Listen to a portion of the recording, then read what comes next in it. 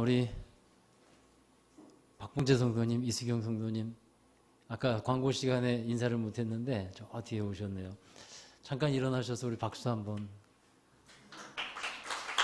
오랜만에 오셨기도 했고, 네. 지난 12일 날 향남으로 제가 이제 이렇게 인사드린 거는 또 드릴 말씀이 있어서 그런데 12일 날 이사를 했어요. 향남으로. 이게 또 우리 동네에 사시다가 향남이 조금 거리가 있잖아요. 그렇게 멀진 않아도. 그래서 이제 잘 이사하셨나. 그리고 전화를 드렸더니 박봉재 성도님한테 전화 드렸더니 우리 성도님이 그냥 이렇게 말씀하시는, 목사님 제가 운전하고 갈 거예요. 그래서 또 이렇게 뵙게 돼서 얼마나 감사하고, 그때 그 말 들었는데 굉장히 힘이 났습니다. 오셔서 또 감사하고요. 또 이사하셨는데 여러분 함께 축복해 주시길 바랍니다. 오늘 말씀 함께 증거하도록 하겠습니다. 여러분, 의료 치료 방법 중에 충격요법이라는 게 있잖아요. 특별한 증세를 갖고 있는 사람에게 충격을 줘서 치료하는 방법. 흔히 우리가 가장 잘 알고 있는 게 심장이 멎었을 때 전기 충격기를 가지고 치료하는 것. 그 심장을 깨우는 것. 그게 충격요법입니다. 이런 충격은 근데 우리 일상생활 속에서도 번번이 일어나는 일들이에요. 지난 수요일에 지방선거가 치러졌는데 어떤 사람들에게는 그게 굉장히 큰 충격이었어요. 여당이 독식을 했잖아요. 그리고 야당들은 충격의 도가니에 빠졌다. 얘기를 아마 들으셨을 거예요. 이런 충격은요, 잠자고 있거나 무뎌진 정신을 깨우는 효과가 있고, 그리고 행동의 변화를 가져다 주게 됩니다. 오늘 말씀에도 보면 사도행전 3장에 기록된 보행장애인을 일으킨 사건이 있어요. 여러분, 이 용어를 한번 좀 정리하고 가십시다. 보통 우리가 안진뱅이 이렇게 말하는 게 익숙한데, 요즘에는 이 말은 보행장애인으로 좀 바꾸는 게 좋다 그래요. 그래서 저도 말을 바꿔서 보행장애인으로 이제 말씀을 드릴게요. 이 보행장애인을 일으킨 이 사건은 초대교회의 역사 가운데 굉장히 충격적인 일이었어요. 나면서부터 걷지 못했던 40살이 조금 넘은 한 남자가 멀쩡하게 걸어다니는 것을 사람들이 보게 되었다는 거예요. 이 일은 예루살렘 성에 살고 있던 사람들에게는 굉장히 놀랍고 또 놀라운 일이었어요. 사람들은 이 일이 어떻게 된 일인가, 누가 이 사람을 일으켰는가, 무슨 약을 먹었는가, 무슨 치료를 받았는가, 또 어떻게 된 일인가 궁금해하지 않을 수 없었어요. 왜냐하면 이 사람을 예루살렘 성에 사는 사람들은 다 알고 있었거든요. 그래서 이 일로 시작된 충격이 사람들에게 전해졌고, 하나님은 사도 베드로를 통해서 더 크고 놀라운 일을 행할 수 있게 합니다. 이 사람이 일어남으로 인해서 하나님의 하신 일을 베드로는 전할 수 있었어요. 예수 그리스도를 이 일로 말미암아 더 잘 전할 수 있게 됐어요. 사도행전 4장에 보면 보행장애인을 일으킨 이 일과 연관된 또 하나의 사건이 기록되어 있어요. 이 사도행전 2장에서 보면 베드로의 설교를 듣고 예수님을 믿게 된 사람이 3,000명이라 그랬어요. 근데 4장에 가보면 4장 4절에 보면 그 수가 5,000명이 된다고 되어 있어요. 근데 5,000명도 남자만 5,000명이다. 이렇게 기록이 되어 있어요. 어마어마한 숫자죠. 그러니까 놀라운 부흥이 일어나게 된 것인데, 그러자 예수를 증거하고 전하는 일을 싫어하던 제사장들과 사두개인들이 베드로와 요한을 잡아 가둡니다. 근데 베드로와 요한은 그들 앞에서도 담대하게 예수 그리스도를 증거합니다. 예수 그리스도의 죽음과 부활을 증언합니다. 그리고 이 보행장애인이 일어나가 걷게 된 것은 예수 그리스도의 이름으로 된 것이다. 그것을 분명하게 사람들에게 알려줍니다. 여러분, 나면서부터 걸어보지 못한 사람, 이 사람은 날이면 날마다 성전 미문에 앉아서 엎드려 있으면서 구걸을 하면서 살아가는 거예요. 이 사람을 예루살렘에서 살고 있던 사람들이 다 알고 있었는데, 이렇게 이 사람이 일어나서 걷게 되니까 큰 충격을 받게 되는 겁니다. 이 충격은 죽어있던 사람들, 심령이 메말라 있던 사람들에게 예수 그리스도가 어떤 분인지, 그리고 예수 그리스도를 믿는 믿음이 어떤 능력을 나타내는지 깨닫게 되는 계기가 됐어요. 그리고 이 기적은요, 표적이기도 합니다. 표적이라는 것은 그 사건 안에 메시지가 들어있는 거예요. 저는 여러분에게 그 메시지를 오늘 함께 나눌 건데, 먼저 이 표적은 나약한 사람들의 실상을 보여주고 있어요. 먼저 죄인으로 살아가고 있는 사람의 실상이 나약한 사람들의 실상입니다. 이 사람의 특징은 나면서부터 걷지 못했다는 거죠. 태어나면서부터 장애를 갖게 되었어요. 여러분, 이것이 이 사람의 특징인데, 사람은 또 나면서부터 특징이 있어요. 우리 모든 사람에게 있는 특징. 나면서부터 죄인이라는 거예요. 죄를 갖고 태어난다는 겁니다. 그게 사람의 본질이에요. 다윗이 깊은 영성을 갖고 자신을 생각해 볼 때 자기 뼛속 깊이 죄가 있다는 것을 깨닫잖아요. 그래서 내가 죄악 중에 행하였고, 내가 죄악 중에 태어났고 내 어머니가 죄 중에 나를 잉태했다, 이렇게 고백을 하고 있죠. 그러니까 여러분, 절대로 여러분 자신을 의롭다고 생각하지 마십시오. 하나님이 우리를 의롭다고 여겨주신 것뿐입니다. 예수님을 믿으니까 의롭게 된 거예요. 그러니까 우리의 몸에는 여러분 정말 많은 세균들이 들어온다고 그러잖아요. 근데 그 세균들이 자기 실력 발휘를 하면 큰일 나는 겁니다. 사람의 죄가 그와 같아요. 의롭게 살아가고 있는 것 같지만요, 죄가 활동할 수 있는 상황만 되고 조건만 맞으면 사람들은 그 죄를 드러냅니다. 죄악을 행합니다. 왜 그러냐면 태어나면서부터 죄 중에 있기 때문에 그래요. 이게 이 나면서부터 걷지 못하게 된 이 사람이 보여주는 특징이라는 겁니다. 그리고 두 번째는 무기력한 그리스도인의 실상을 보여주고 있어요. 무기력합니다. 매일매일 하는 일이 뭡니까? 사람에게 가서 구걸하는 일이에요. 이 사람이 매일 아침에 눈을 뜨면 생각하는 것이 뭘까요? 여러분, 뭘 생각할까요? 오늘은 어떻게 살아갈까? 오늘은 얼마나 벌 수 있을까?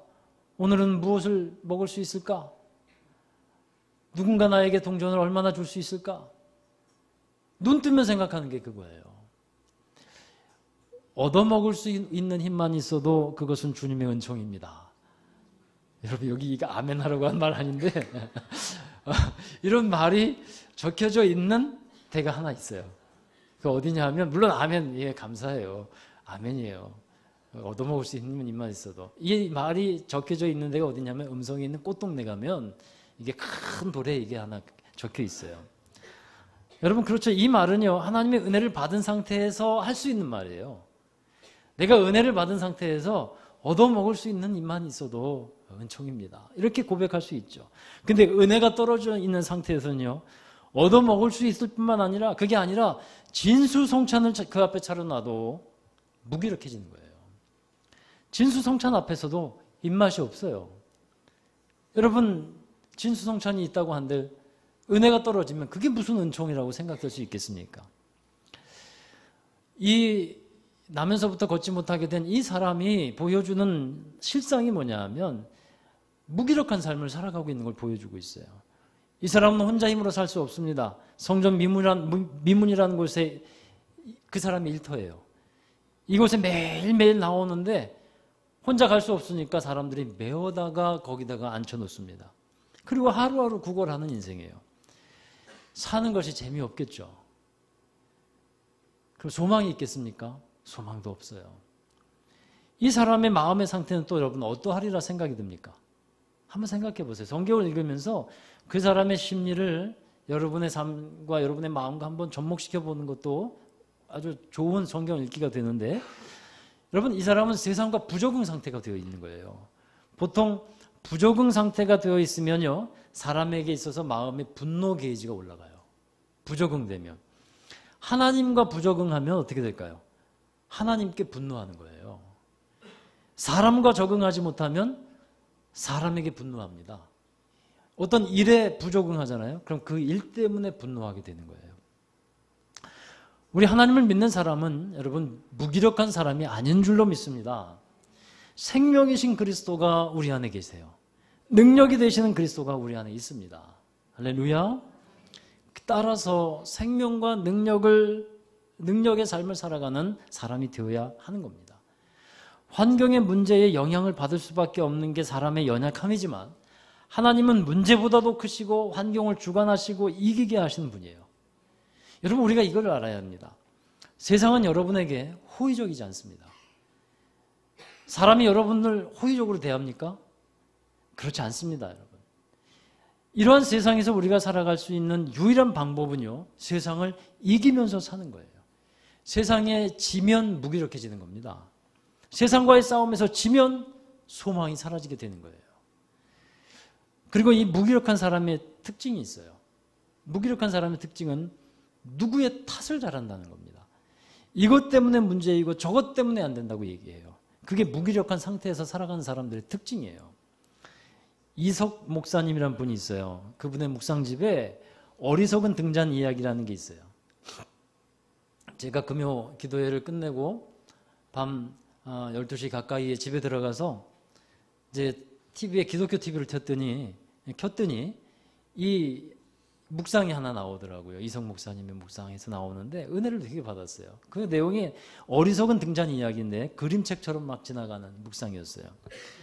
이게 뭐냐면 어떤 등잔 제작자가 등잔을 정말 멋지게 만들었어요. 이 등잔의 사명이 뭡니까? 빛을 비추는 거예요. 근데 이 등잔이 빛을 비추지 못해요. 주인이 빛을 비춰라 하고 명령하니까 이 등잔이 빛을 비추지 못하는 이유를 말하기에 바쁩니다. 첫 번째 이유가 이거예요. 방이 이렇게 어두운데 어떻게 빛을 낼 수가 있어요? 방이 이렇게 어두운데 어떻게 빛을 내요? 이것은요, 환경을 탓하고 있는 거라는 거예요. 여러분, 어두우니까 빛을 비춰야 하지 않겠습니까? 근데 거꾸로 생각을 하는 거예요. 어두우니까 빛을 내지 못해요. 환경을 탓합니다. 또 두 번째 탓하는 게 이거예요. 나 같은 것이 어떻게 고상한 빛을 낼 수 있어요? 이것은 자기 비하예요. 세 번째, 기름이 있어야 빛을 내죠. 이것은 물질을 탓하고 있는 거예요. 네 번째, 그러면 나를 만든 당신이 어떻게 해서든 빛을 내도록 해보세요. 하나님을 탓하고 있는 거예요. 여러분, 무기력한 그리스도인이 이렇게 된다는 겁니다. 빛을 내라고 하셨는데, 빛을 낼 수 있도록 주셨는데 다른 탓만 하고 있다면 그게 무기력한 삶이에요. 진짜 변화와 부흥은 나로부터 시작이 되는 것을 꼭 기억하실 수 있기 바랍니다. 나로부터. 어떤 40대 남자가 자기 60대 어머니에게 이렇게 말했어요. 어머니, 교회 가기 싫어요. 어머니가 왜 그러냐고 물어봤더니 교회 가기 싫은 이유 3가지를 얘기했어요. 첫 번째, 주일날 늦게까지 잠을 자고 싶은데 일찍 일어나서 가야 되니까 그게 싫습니다. 두 번째, 성가대가 불협화음을 듣는 것도 정말 싫습니다. 우리 성가대 얘기 아닙니다. 아름다웠어요. 잘하셨어요. 우리 성가대는 어디나 놔도 자랑스럽습니다. 할렐루야. 세 번째, 장로님 기도가 얼마나 긴지. 우리 장로님 얘기 아니에요. 장로님 기도가 얼마나 긴지 그것 때문에 싫어요. 그랬어요. 그랬더니 어머니가 그러면 내가 너한테 교회 가야 되는 3가지 이유 그러면 알려줄게. 첫 번째, 교회는 사람 보고 가는 것 아니니까 가야 되는 거야. 두 번째, 예배 드리는 것은 선택이 아니니까 필수고 그러니까 가야 되는 거야. 세 번째, 너가 교회 담임 목사니까 가야 되는 거야. 네. 여러분, 사람 탓하지 말자는 거예요. 환경 탓하지 말자는 겁니다. 결국 하나님 탓하는 거예요. 그러니까 무기력한 삶을 살아가는 것은 전형적인 특징이에요. 누구 탓하면서 사는 게. 그 세 번째, 이 사람의 특징은요, 삶의 목적을 잃어버렸어요. 그냥 하루하루 구걸하면서 살아갑니다. 하루살이처럼 사는 거예요. 이런 사람에게 목적과 의미가 있을까요? 아니, 그런 거 생각할 마음 가지려고도 안 할 겁니다.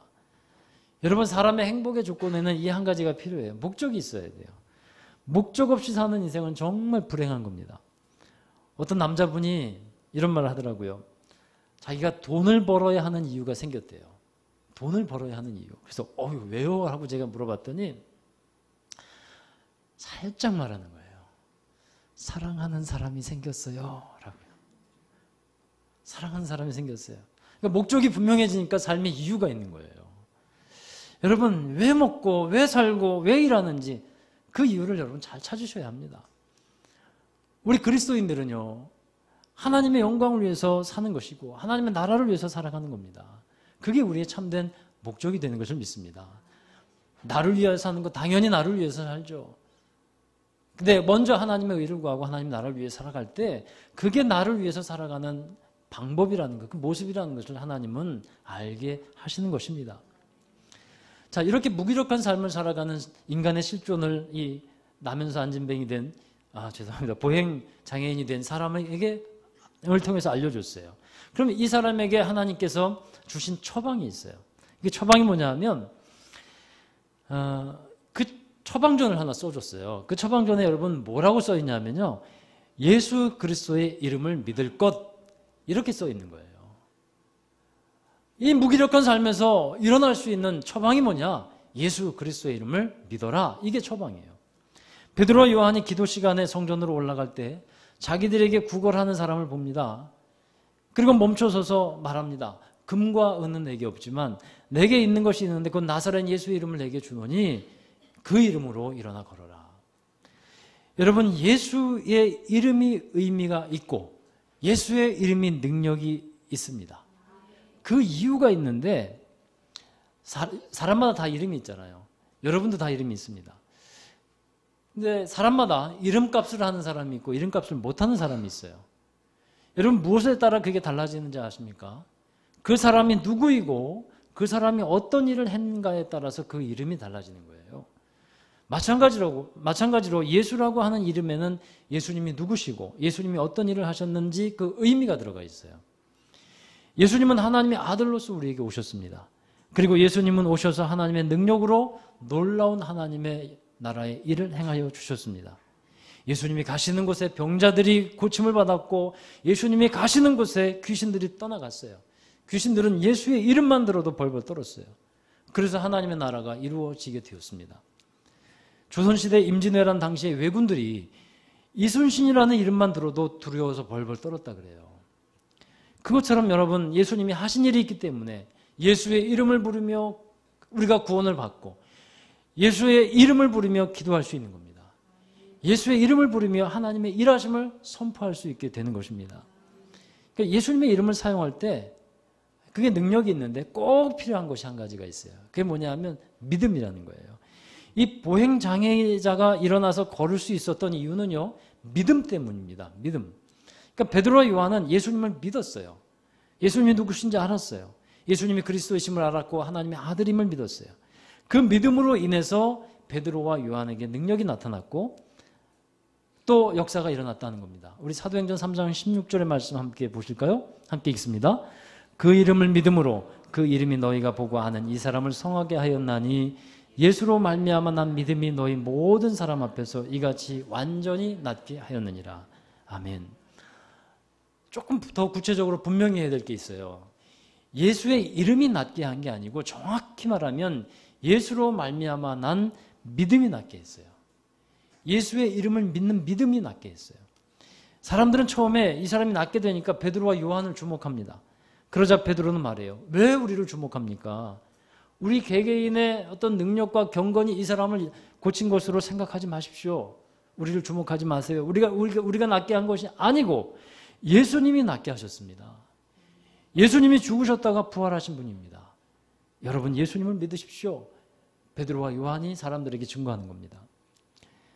믿지 않으면 예수의 이름은 아무 의미가 없습니다. 믿지 않으면. 예수의 이름을 어떤 부적과 같이 사용하라고 주신 것이 아니라는 겁니다. 사도행전 19장에 보면 바울이 에베소에 가서 놀라운 능력을 행합니다. 심지어 바울의 몸에서 손수건이나 앞치마를 가져다가 병든 사람에게 얹으면 그 병이 떠나가는 역사들도 일어났어요. 귀신도 떠나갑니다. 그러자 그것을 보고 있었던 한 유대의 제사장이었던 스게와의 7 아들이 있었는데 그 7 아들이 예수의 이름이 능력 있는 것을 알았어요. 그래서 믿고 행한 것이 아니라 시험 삼아 예수의 이름으로 귀신 들린 사람에게 명했어요. 그랬더니 그 속에 있던 귀신이 이렇게 말해요. 내가 예수도 알고 바울도 아는데 너는 누구냐? 하고 달려들어가지고 그 사람을 억누르고요, 짓누르고 이 사람 아주 혼났어요. 믿지 않고 예수 이름 사용하니까 아무 능력이 나타나지 않았다는 겁니다. 여러분, 무기력한 인생을 살고 있던 이 사람에게 하나님께서 내린 처방은 믿음입니다. 예수의 이름을 받으라는 거예요. 곧 믿음을 가지라는 것이었어요. 그리고 이 믿음은 상호적이에요. 서로 쌍방적이라는 겁니다. 일방적이지 않습니다. 믿음 마음을 열어서 받아들여야 되는 것입니다. 어떤 사람이 하나님 믿음 한번 줘보세요. 내가 믿음이 없네요. 라고 하나님께 말한다면 하나님이 참 답답하실 것 같아요. 하나님이 그 사람 앞에 믿음을 놓아주셨거든요. 말씀을 주셨거든요. 듣는 귀를 주셨고요. 그러면 그 사람이 할 일은 뭐냐면요. 마음을 열고 그걸 받아들이는 일인 것입니다. 선물이 있으면 받아들여야 자기 것이 되는 거잖아요.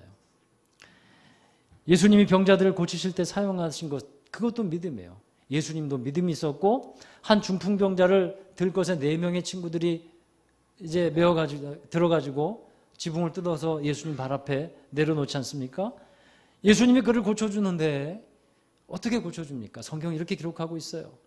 그들의 믿음을 보시고 고쳐주셨어요. 한 하인이 백부장이 있었는데 하인이 중풍병에 걸립니다. 예수님께서 그를 고쳐주시는데 이스라엘 중에 이만한 믿음이 없다라고 칭찬하시면서 그 백부장의 믿음을 보시면서 그 하인을 고쳐주시는 거예요. 여러분, 믿음은 상호작용입니다. 손바닥도 마주쳐야 소리가 나잖아요. 하나님이 우리에게 주신 믿음은 우리가 화답할 때 역사가 일어나는 줄로 믿습니다. 그래서 믿음에 믿음을 더하라는 거예요. 믿음에 믿음을 더하라. 무기력한 삶을 살아가는 사람들에게 하나님이 내려주신 처방은 바로 이 믿음인데 이것을 받아들이는 여러분 되시기를 주의 이름으로 축원합니다. 예수의 이름으로 구원받은 우리가 예수의 이름으로 정말 이 무기력한 삶을 청산해야 합니다. 능력 있는 삶을 살아가야 할 줄로 믿습니다.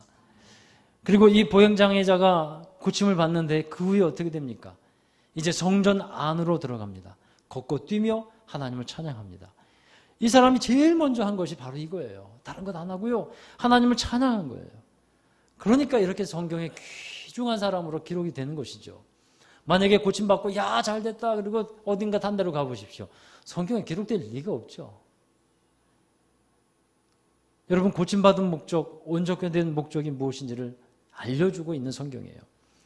여러분, 이 찬양 아시죠? 오래된 찬양, 금과 은 나옵소도. 그는 걸었네, 뛰었네, 찬양했네. 여러분, 바로 그 일을 이게 고침받은 사람이 먼저 했다는 겁니다. 구약 성경에 이스라엘 백성들을 애굽에서 탈출시키잖아요. 건져내시지 않습니까? 그 목적이 뭡니까, 여러분? 출애굽하게 하시는 목적은요, 그 사람들로 하여금 하나님을 예배하는 백성 되게 하시기 위함이에요. 모세가 바로왕 앞에 가서 하나님 말씀을 대언합니다. 내 백성을 보내라. 보낸 이유가 뭐냐면 이들이 광야에 가서, 광야에 있는 산에 가서 하나님을 예배할 것이다. 건져내는 목적은 예배하게 하시기 위함이에요. 여러분, 가나안 땅에 들어가게 하시는 목적도 뭔지 아세요? 예배하는 백성 되게 하시는 것입니다. 그게 축복이고 그게 정말 하나님의 은혜 안에 살아가는 비결이기 때문에 그래요. 가나안 땅에 들어가기 전에 모세는 백성들을 모아놓고 말을 합니다. 그 말씀의 핵심이 이거예요. 너희는 가나안 땅에 들어가거든 우상을 섬기지 마라. 하나님을 떠나지 말고 세상으로 가지 말고 마음을 다하고 거룩하게 구별되어서 여호와 하나님을 섬겨라. 바로 이 말씀이었어요. 여러분, 이 보행장애인이 일어나서 하나님을 찬양하게 된 것, 이게 제대로 된 거예요. 하나님이 가장 기뻐하는 사람의 모습이라 하는 것입니다. 예배드리는 백성, 예배를 기뻐하는 사람은 믿음이라는 처방약을 먹고서 진짜 건강해진 사람이에요. 이제 마지막으로 세 번째로 제가 여러분께 드리고 싶은 말씀은 예수의 이름을 주는 사람이 되시기를 바랍니다. 여러분의 삶이 주는 인생이 되어야겠는데 이 보행장애인처럼 매일매일 빚지고 꾸임받고 시달리는 그런 인생이 아니라 정말 주는 인생이 되어야 하는데요. 여러분 이제 관점을 바꿔서 베드로와 요한의 입장이 되어 보십시오. 베드로는 그 사람에게 예수의 이름을 줍니다. 살려내는 사람이 되었어요. 얼마나 귀합니까? 예수의 이름을 주는 사람. 곧 어떤 사람에게 믿음을 전해주는 사람이 되는 겁니다. 이런 사람이 정말 귀중한 인생을 사는 사람이에요. 다른 사람이 예수님을 믿게 하는 것, 그리고 은혜 떨어지고 믿음 떨어진 사람에게 믿음을 주는 것, 정말 은혜를 은혜답게 값비싸게 살아가는 사람들입니다. 반면에 믿음을 주는 사람이 있지만 사람들 가운데 믿음을 떨어뜨리는 사람도 있어요. 말을 듣고 있다 보면 정말 점점 믿음이 떨어져요. 마음이 답답해져요. 여러분 그럴 때는요, 말을 해야 될 때가 아니에요. 그때는 기도해야 될 때고요. 은혜를 사모하면서 은혜로 채워야 할 때예요. 그래서 옆에 있는 사람에게 믿음의 은혜를 나눠주는 사람 되시길 바랍니다. 같이 살고 있는 사람, 또 여러분 만나는 사람에게 예수 이름을 주는 사람, 곧 믿음을 주는 사람 되시기를 축복합니다. 그게 가장 귀중한 사람이기 때문에 그래요. 제가 14년쯤 전에 제가 사역하던 교회에서 마지막 설교를 하게 됐는데, 그때 중고등부 또 일부 예배를 제가 설교를 하고 있었어요. 중고등부와 이제 일부 예배 같이 했는데, 그때 우리 청소년들에게 마지막 설교니까 특별하더라고요. 그래서 어떤 말씀을 전해야 될까 고민하다가 이 사도행전 3장 이 본문의 말씀을 전했어요. 그러면서 아이들에게 이런 말을 했던 것이 기억이 납니다. 너희들이 이제 앞으로 10년, 20년이 지나서 크게 되면 이런 사람이 되길 바란다. 사람들에게 가장 귀한 것을 주는 사람. 그 가장 귀한 것은 예수의 이름이란다. 그래서 그것이 가장 가치 있는 인생을 사는 사람이 되는 비결이니까. 그때 저는 전도사였으니까 전도사님은 너희들이 나중에 커서 예수의 이름을 주는 사람 되길 바래. 그 청소년 중에 지금 사역자가 된 사람들이 몇 명 있고요. 또 열심히 신앙생활을 하는 청년들이 있어요. 여러분 모든 사람이 주의 종이 되어야 한다는 말은 아니지만 여러분의 인생에서 예수의 이름을 주는 사람, 많은 사람을 주께로 인도하는 사람이 되시기를 주의 이름을 축원합니다. 그 사람이 예수의 이름을 받을 때 그 사람이 살아나는 겁니다. 그 사람이 회복되는 겁니다. 영국에 버나드 쇼라고 하는 작가가 있는데 어느 날 그가 심각한 질병에 걸렸다라고 생각이 들었어요. 그래서 의사, 주치의에게 전화를 했습니다. 전화해서 빨리 와달라. 나 아파서 죽게 생겼다. 근데 평소에 이 버나드 쇼를 잘 알고 있던 의사예요. 그 의사가 판단하기에 저 사람은 진짜 병에 걸린 게 아니라 마음이 문제다 라고 간파를 했어요. 그래서 그의 집을 찾아갔습니다. 그런데 찾아가면서 일부러 거친 소음을 막 몰아쉽니다. 막 그러면서 죽을 것 같이 의사가 쓰러졌어요. 쓰러지니까 이 버나드 쇼가 무슨 일이에요? 하고 갑자기 이제 오히려 급해지는 거죠. 그러자 의사가 말합니다. 오는 도중에 심장에 이상이 생길 것 같아요. 나 죽을 것 같아요. 의사가 오히려 거기 와가지고 막 쓰러져 버린 거예요. 근데 그 의사의 놀란 이 버나드 쇼가 벌떡 일어나가지고요. 응급약 갖다 주고 마실 차를 준비해 주고 간호하느라고 정신이 없어졌어요. 그러는 동안 이 버나드 쇼가 무기력증, 우울증 그게 싹 사라져 버린 거예요. 그러니까 1시간이 지나고 나서 의사가 이 버나드 쇼에게 진료비를 달라 그렇게 청구를 합니다. 그랬더니 어이가 없잖아요. 아니 선생님 내가 선생님을 보살펴 줬는데 무슨 진료비냐고 하니까 그 말에 의사가 말합니다. 당신이 분주하게 움직이는 동안에 다 낫잖아요. 그게 처방이에요.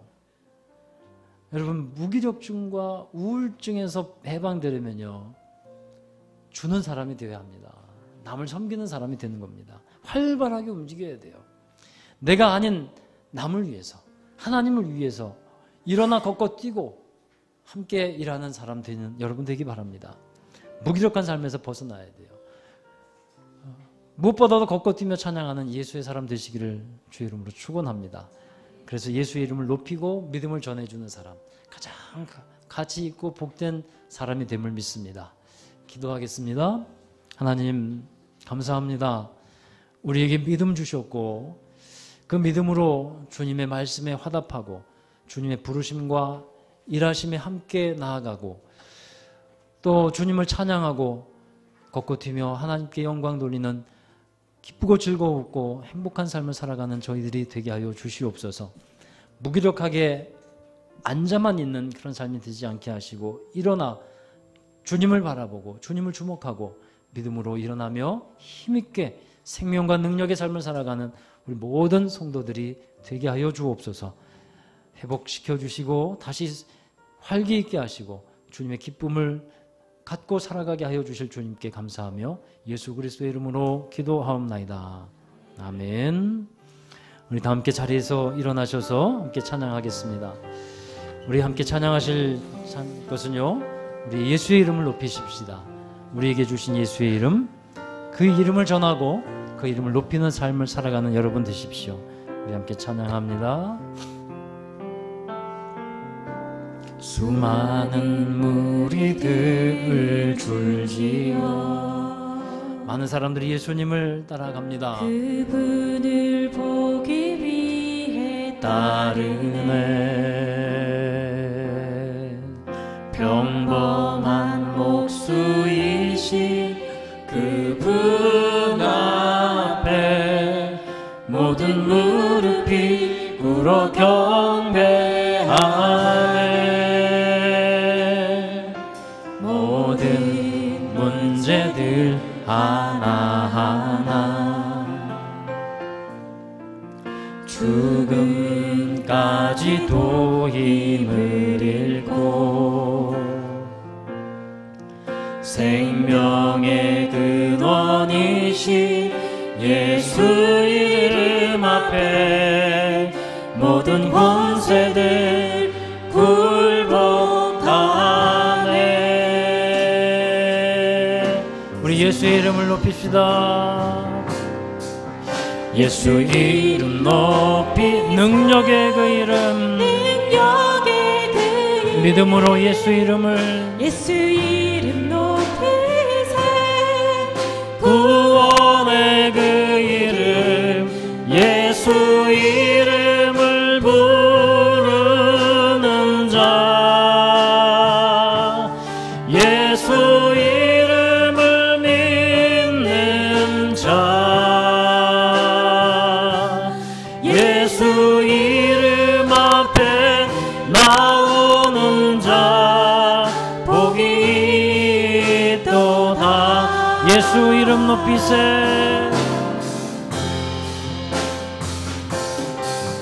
예수 이름 높이 능력의 예수 이름, 능력의 그 이름, 오 주님 예수 이름 높이세. 구원의 그 이름, 예수 이름을 부르는 자, 예수 이름을 믿는 자, 예수 이름 앞에 나오는 자 복이 있도다. 우리 한 번 더 선포하십시다. 예수의 이름 높이세. 예수 이름 높이세. 능력의 그 이름, 예수 이름 높이세.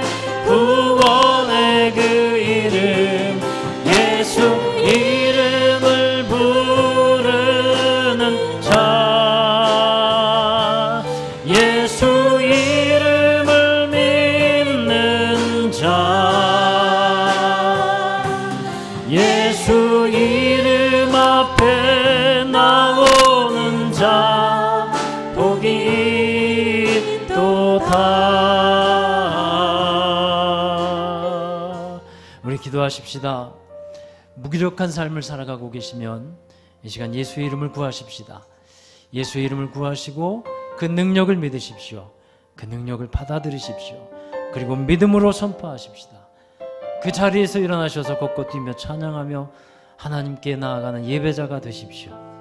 그게 우리의 삶을 회복시키는 능력입니다. 많은 문제들이 있지만 그 문제보다 크신 하나님, 그 많은 여러 가지 일들보다 그 모든 것을 주관하신 하나님, 그 하나님을 믿고 우리 함께 나아가십시다. 모든 권세들이 예수의 이름 앞에 굴복합니다. 사단의 그 악한 권세도 예수 이름 앞에 떠나가는 것입니다. 이 시간 함께 예수의 이름을 믿으며 그 권세를 회복하며 능력 있는 삶을 살아가십시다. 우리 함께 통성으로 기도하겠습니다. 거룩하신 아버지 하나님, 우리에게 거룩한 믿음 허락해 주심을 감사드립니다. 우리 예수님을 잘 알고 예수님이 그리스도시고 예수의 이름이 능력이 있고 예수의 이름이 구원의 이름이고 예수의 이름이 우리를 살리는 능력의 이름임을 믿습니다. 예수의 이름이 우리 안에 있습니다. 그 믿음이 우리에게 있습니다. 그 믿음으로 선포합니다. 하나님, 세상을 이기는 사람들 되게 하여 주시옵소서. 예수님의 능력을 가지고 승리하는 믿음의 사람들이 되게 하여 주옵소서. 세상을 이기는 사람들, 세상 앞에 무기력한 사람들 되지 않기를 원합니다. 많은 문제들 앞에서 예수의 이름으로 선포하며 주님의 능력으로 살아가는 저희들이 되게 하여 주옵소서. 하나님께서는 전능하신 하나님 모든 것을 이루어 주시는 하나님이심을 믿습니다. 하나님 나라 안에서 이루시고 하나님 뜻 안에서 이루셔서 하나님 영광되게 하여 주옵소서. 우리에게 분명한 믿음 주시고 하나님 말씀하시는 것에 믿음으로 화답하게 하여 주셔서 하나님 그 믿음 가운데 악한 권세들이 떠나가고 악한 귀신들이 떠나가며 하나님 약한 것이 강건하게 되어지고 병에서 노임받게 하여 주셔서 하나님의 이름으로 자유케 되며 참된 기쁨과 즐거움으로 하나님을 예배하는 하나님의 백성들이 되게 하여 주옵소서. 우리를 회복시키시옵소서. 회복시켜 주시옵소서. 우리에게 믿음 주심을 감사드립니다. 예수님은 그리스도시고 살아계신 하나님의 아들임을 믿나이다.